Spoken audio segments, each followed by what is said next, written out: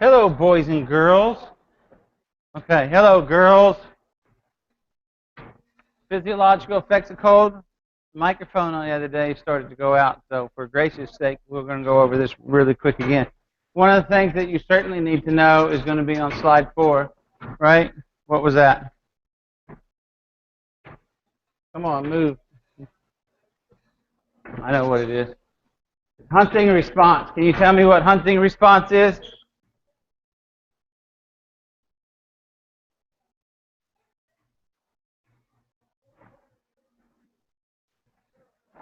Hunting response. You remember hunting response? After 20 minutes or so, instead of vasoconstriction, you get vasodilation. Instead of it being cold, it starts to bring in blood and get warmer. You need to know that. It is like a fill in the blank. Got it? Know that part of your slide. All right. Cold in general is more penetrating than heat. The fat lets it go through better than the heat.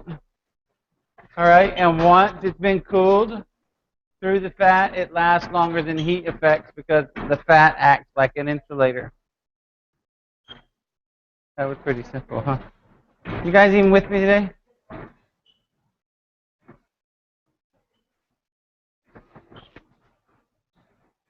All right, we gotta wake up. Cooling also has the ability to decrease muscle fatigue and increase and maintain muscular contraction.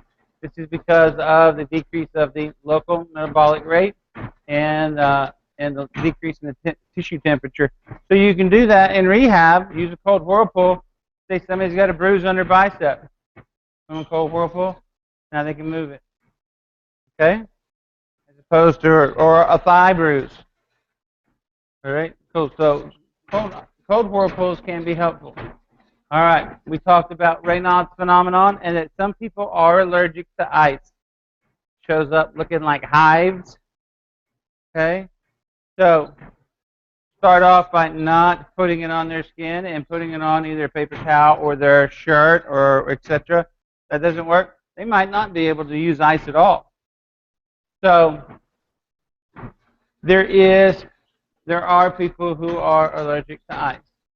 Now, I think yesterday y'all played with ice cups, didn't you?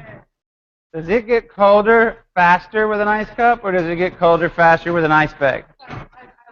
As an ice cup. Why? Huh? Right under your skin. It's right on your skin. And what happens to the ice on the ice cup? It does what? It melts. So what's colder, ice or water? Ice. Because it's got to be 32 degrees, right? And if it's above 32 degrees, then it's gone back to water. So if you're using an ice cup, the water just, gravity pulls it down, it's away. So you still got ice on there. You put an ice bag on, it's trapped inside that bag. Ice floats, so the water's next to your skin inside that bag, so it's actually not near as cold. Well, it's not as cold, but it's pretty close. So an ice massage is used over small muscle areas, and seldom is there tissue damage. You only need to go like 6 or 7 minutes. Because remember, when you did it, it was colder quicker, right? So an ice bag, on the other hand, you need to go 15 to 20 minutes. So cold or ice water immersion. Place the limb of an injured anatomy in 50-degree water. The collagen, all right, what is collagen? Your cartilage? No, that's cartilage. You're thinking cartilage. Collagen. That's what scar tissue is made of. Okay? So we can find somebody who has had hamstring pulls, and so you'll take your fingers and you'll just rub it down the muscle, and you'll feel like little M&Ms on it. All right? Little circles that are harder, but not like a marble. And they're raised. And that's the collagen that fills up. So it fills up the hole. So here I've torn my muscle. All right? You're not going to feel, it's not going to ever come back to be original. You can pull that muscle and say it comes back to here. And then all the other places where it was torn, it gets filled up with what's called collagen. And that collagen gets brittle when it's cold. So you got to be careful when you're using ice as far as trying to return the athlete to activity. Why we don't ice before activities? Okay, we make the tissue gets more brittle. All right. So cryotherapeutic effects. All right, you got ice bags. Wet ice is best, but it is messier. The wet ice, like I put it in a towel. Remember the other day? And they make a little deal that is a terry cloth. You put ice on the inside of it, and then it velcros shut. So that way, it's not like you're trying to make it with a towel. They actually, this one guy makes this stuff. All right, and you put it on, and you just wrap it around. It is messier. But the thing about it, though, is it's colder because you don't have water staying there in between the ice and the tissue. So ice packs, wet ice is best, but messier. Chemical packs can also be used, but use those with caution. You know what I'm talking about? The chemical packs, they look like little white bags or little white bags, and you pick them up and you pop them, you squeeze them, and then the inside bag pops, and then all the chemicals mix, and it turns into the instant ice bag. See them on ambulances and stuff like that, right? No? You've never seen that? Well, they make these things. Now, here's the thing about those. You never know how cold they're going to get. Ice is 32 degrees, all right? You don't know how cold this chemical reaction is going to get. So they're not as safe as using ice. So you have to be more careful. If you're using any of those commercial type chemical packs, I would certainly have something between the skin and that chemical pack to keep from causing any tissue damage. If a little bit of ice is good, is a whole lot of ice better? If a little bit of ice is good, all right, so if it's 15 minutes good, an hour is going to be better. No? You all know what drop foot is? Okay. Do you know where your perineal nerve is? Huh? No, not. Let me see this leg here. Right here on her leg. You can bend it. That's what I'm trying to do. Right here on her leg, all right? You can feel that bone right there. Okay? That's your what? If that's the tibia, then that's the fibula. All right? And so I can go right here and I can go behind it and, oh yeah. If I can get it just right, I can trap that nerve and she'll feel it in her toes. Okay? If I trap that nerve and roll it over that bone, she'll feel it in her toes. That's how close it is to the skin. Okay? So here's one of my horror stories again. I got to a job. This girl who plays volleyball, they've already started. I get there and I'm going, okay, who's hurt and what's going on? Well, this girl's hurt. What's the matter? She has drop foot. And what drop foot is where you cannot dorsiflex your foot. You can't bring it up. You see it a lot in stroke patients. You ever see a stroke patient where they have to walk and swing their foot out? And the reason they swing their foot out is because if you try to walk and you can't pick your foot up, you're going to trip because you're going to get so far, and that's drop foot. She got drop foot by volleyball injury. How'd she get it? Exactly, you're right. She put ice on there and went to sleep. And 2 hours of ice on the perineal nerve palsied her nerve, and she never had 100% strength again. And she could only play if she was taped and had figure eights to help keep her foot from having drop foot. And that was still at a questionable deal. But poor girl, that's what happens when you don't pay attention to what you're supposed to be doing. Basal coolant sprays. Anybody ever watch baseball? I watch baseball on TV. You watch some baseball this summer, and you'll see somebody that'll get hit by a pitch. They pull out this little thing out of their pocket. It looks like a great big space needle or something. All right, and they turn the nozzle on it, and it's full of a basal coolant spray, and it just sprays on them, and it chills it down. I think it's called ethyl chloride, right? Huh? Oh, it's great stuff. Holy smokes, you can put it on you put it there. They'll use it like if they're going to aspirate a joint or suck the fluid out of a joint, because you're really not going to feel the needle, except for when it goes in. So they'll freeze the spot where they want to put the needle in, and once they get it frozen and numb, they'll stick the needle in, and then you're like, oh, okay, and then they'll pull out the joint, pull out the fluid out the joint. So it's a really quick type deal. It will reduce a muscle spasm. It will increase your range of motion, and it will also mostly seen at baseball because, well, that's just where you just happen to see it. But you'll see it in other sports, possibly. All right, you have to have a prescription in order to get it. So, thermo, all of that was cryo, and now it's thermo. So thermo sounds like heat. So we have thermotherapy, that is, well, the heating pads, hydrocollator pads. What else around here is thermotherapy? Woo! From the peanut gallery, she throws out an ultrasound, and she's right. So, heat is an energy form that increases molecular activity by conduction, convection, and radiation. Got that? Did we already has this class already done heat illness? We did it last year, right? Remember conduction, convection, radiation? All right? So you can get rid of the microwave oven, and if I'm going to bake cookies in an oven, the best oven is a convection oven, because a convection oven does what? Circulates the air. Okay? So convection is whatever it is circulating. So if I'm outside, just standing there, that's the air. If I'm swimming, that's the water. If I'm using the whirlpool, that's the water. So that can be, the whirlpool could be either cryotherapy or thermotherapy.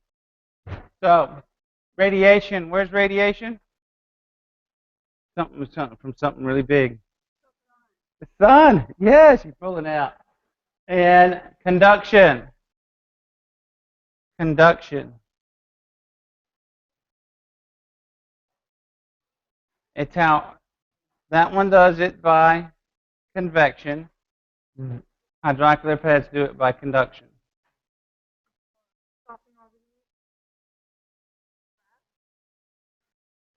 By touching. Okay? By touching. So, all right, the thermotherapy modes are moist, dry, superficial, and deep. Superficial meaning that close to the skin, deep means down into the muscle belly itself. There's another thing that we don't have, and there's not a whole lot of training rooms that have it anymore, but it's trying to make a comeback called diathermy. So the diathermy machine is also a thermotherapy. So the desirable effects of heat include increase the extensibility of the collagen tissues. Remember, we just told you that cold makes collagen more brittle. Heat makes it more flexible, pliable. All right? Decreasing joint stiffness, reducing pain, relieving muscle spasms, reducing inflammation, edema, and allowing the swelling to spread out in all directions in the post-acute phase of healing, and to increase the blood flow. All right? Because we said 2 days ago about that guy that had a bursa, and he got it ice, and he couldn't suck it out. He couldn't aspirate it. But if we put heat on it, it makes it more supple. All right? I mean, it's just common sense. You see these things with Jell-O, right? Jell-O melts if you add heat. It coagulates if it's cold.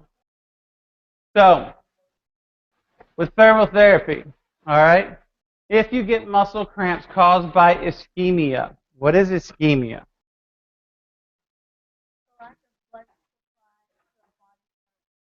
You know that right off your brain? Great job. Or did you read this slide? Cool. All right, well, see, because all these answers could be right around you. Now, so if you get a lack of blood supply to a muscle group or a body part, you run track. You know, there's people who get shin splints, and we've all seen this at certain times of our lives where, oh, holy smokes, well, we'll just tape your calves all the way up. What happens to the calves? They don't get the blood supply because now we've got tape constricting our capillaries and constricting our blood supply. Then they end up getting cramps, and so they blame it that they're out of shape or whatnot. And actually, it's something that the trainer put on them, which is crazy. Cool. All right, so ischemia, muscle cramps caused by ischemia can be relieved by heat because the heat is going to increase the blood supply. All right? You can't do that. All right, here's some things that you got to have special considerations for. Huh? No. So here's some special considerations for thermotherapy. Never apply, and now these, obviously you're going to see these again. So you never apply where there's loss of sensation. Does that make sense? I don't have any feeling. I think I'll put some heat on it. What do we tell somebody every time that we put a hydrocollator pack on?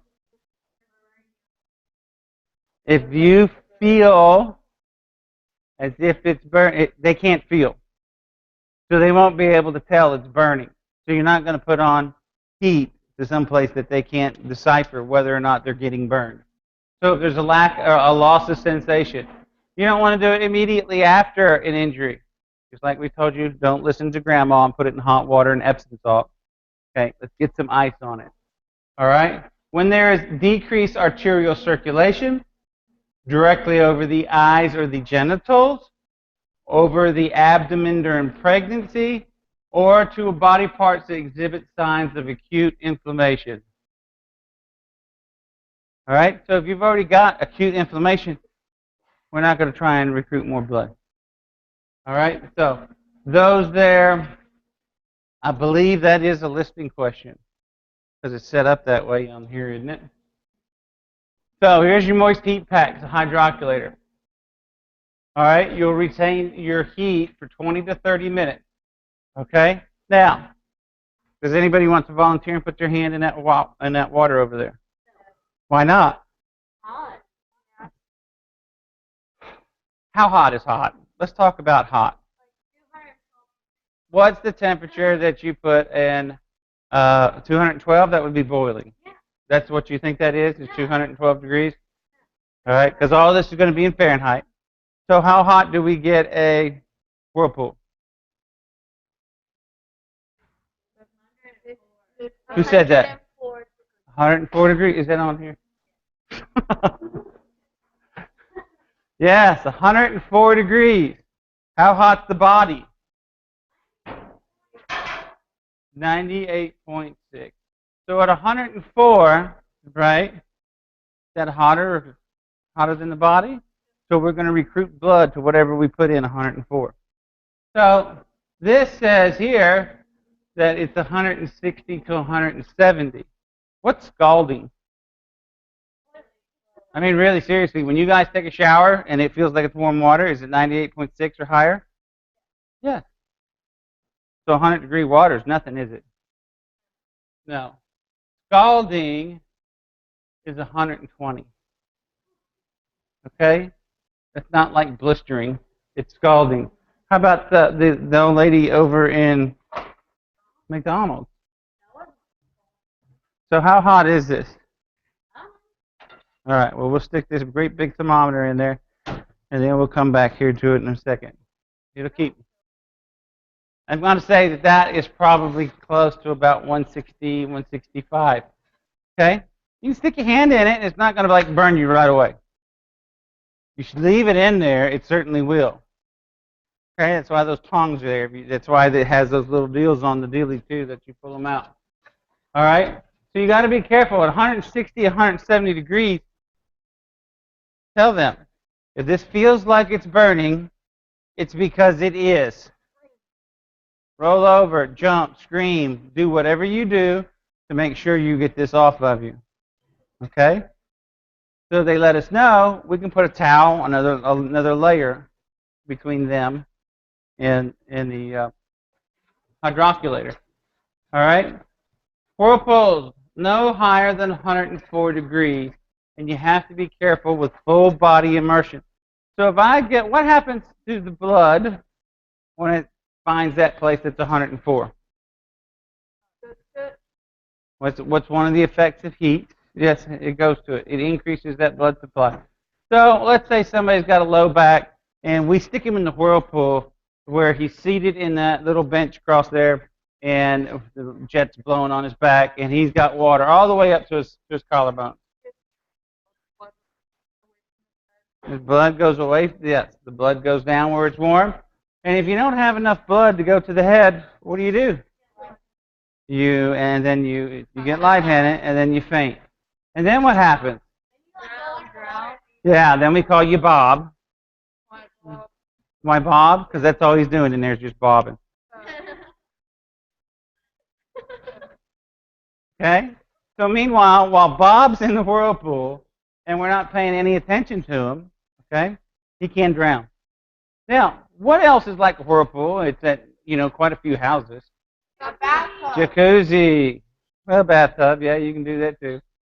But jacuzzis, a lot of people like to take the jacuzzi and turn it up a little bit because, oh, it feels so much better. And then the crazy people, what do? They sit and mix a little drinky with it, right? Two things you don't just, and yeah, eat and drink. Not too good. I bet you'll find that there's a whole lot more people who drown in jacuzzis than what you think every year. Matter of fact, might be your homework. Did I give you homework? What's your temp, Miss Bates?